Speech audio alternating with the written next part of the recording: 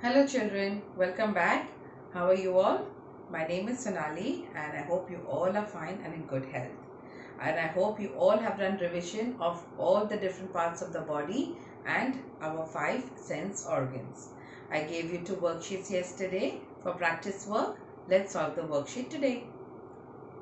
Okay children, now we'll solve the first worksheet where we have to draw a line from each word to the correct part of the body. So we start with mouth on your right hand side. M says mouth, so we draw a line from mouth to the boy's mouth. Next is his hand. So his hand is where? Down. Hand here. Very good. Next is his arm, like this. Good. Neck. Where is his neck? Here. Neck. Below the head. Next is his toes. Where are his toes? Here. Very good. Next is his foot. Where is his foot? Here. Good. Now on the other side, let's start with his head. Head is on right here. Good. Next is his nose. Nose. Then his stomach. Very good. His chest. Good. His fingers. Here. And where is the last one? Leg. Right here. Good.